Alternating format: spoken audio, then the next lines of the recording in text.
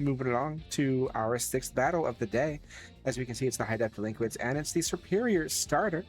Thanks. Or Milo is Hi here. Milo, hi Lynx, hello, hi hello. Introducing the High Def Delinquents, we have Sylvie playing for the Habitat for Humanity, currently 5th place at 9-5. The mega of this team being the Mega Tyranitar, which is at 15-9. For OU, we have the Excadrill at 7-9, and the Alamomoma at 4-5. For UU, we have the Aegislash at 9-1, which I'm shocked hasn't really shown up since Sylvie took over the team, I don't believe. Which is crazy because Aegislash is really good. We also have the Mandibuzz at 1-1. For RU, we have the Chestnut at 2-2, Gardevoir at 11-5, and the Mienshao at 4-2. For NU, we have the namesake Pokemon Sylveon at 5-2, the Tentacruel at 2-2, and the Bellibolt at 2-3. And for the PU Pokemon, we have the Espeon at 1-2, the Quillfish Hisuian form at 2-3, the Huntail at 0-1, and the Salazzle at 1-1. And if you would like, well, go ahead. As much as I want my Sylveon back, Sylvie has at least been like putting in the work. Sylvie is fine, deserving to have Sylveon because Sylvie is a Sylveon. Yeah. If you'd like to introduce their opponent for this week, we have the Serperior starter. There's no S there, or not at the end of it anyway. Led by Socks. They are playing for Dementia UK and are currently in 9th with an even record of 7-7. Their Mega is the ever-terrifying Mega Swampert at 27-9.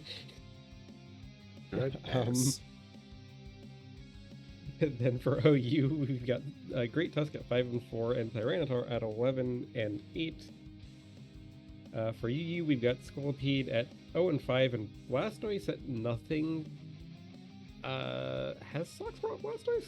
I don't believe so. I don't think any of the Mons that have 0-0, I don't think he's brought them. Yeah. For RU, we have Hisuian Gudra at 3-5, Snorlax at 0-2, and Gallade at 4-6.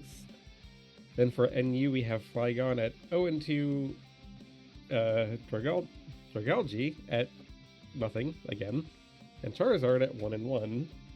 And then for PU, we have Electros at 10-9, Aggron at 4-8, and then Luxray and Turtonator have not shown up.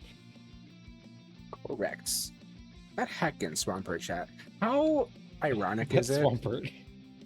How ironic is it that this team is based off of a grass type, but the highest performing Pokemon is a quad weak to grass? Yep. Yep. That's kind of silly.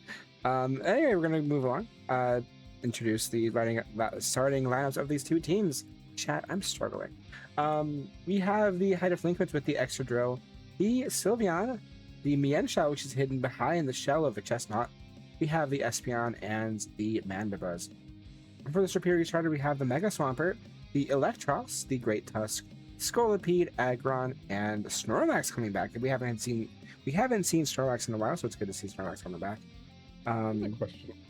What's up? Also, real quick on OBS, it's still got the select box around the team It's thing. fine. Is it just me, or does Scolipede's textures look weird? Not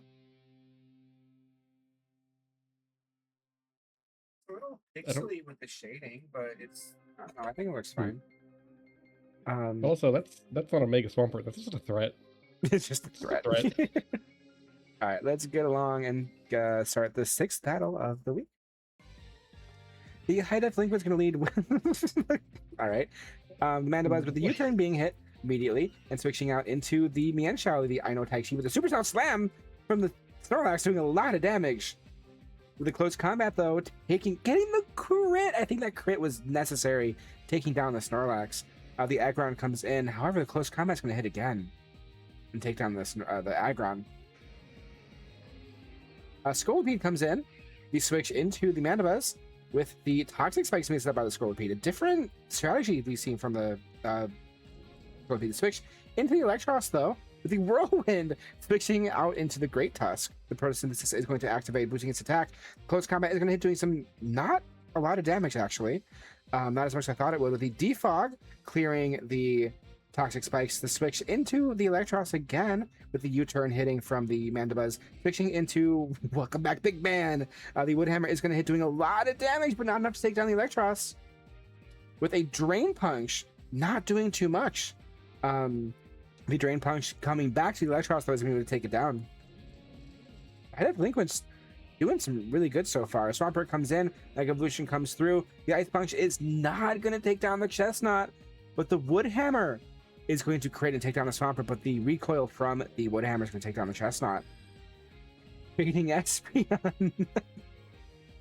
The Psychic is going to take down the Great Tusk from the Espeon with just the Scolipede left. The Ice Psychic is going to bring the Scolipede down to Focus Sash. The Throat Chop is going to hit, doing some good damage to Espeon, but the Speed Boost is going to come through. Does it outspeed again? We don't know that because it's going to switch out into the thing. The switch back into the Sylveon, though. Another Throat Chop hitting. A lot of Throat Chops happening. A lot of Speed Boosts coming in through. The X-Scissor is going to hit, being a resistant hit, but not taking down the Psyshock, able to take down the Scolipede. Really good games from both teams, but High Def Delinquents kind of popping off that game. I forgot Supercell Slam existed. I did too, and that's Snorlax. I was not ready for a Snorlax Supercell Slam. Crazy. Like, I guess to be fair, it is it's literally a brand new move. It was added in Indigo Disc. It is true. It is true. But good games to both teams. High Def Delinquents, though, having a really good battle there.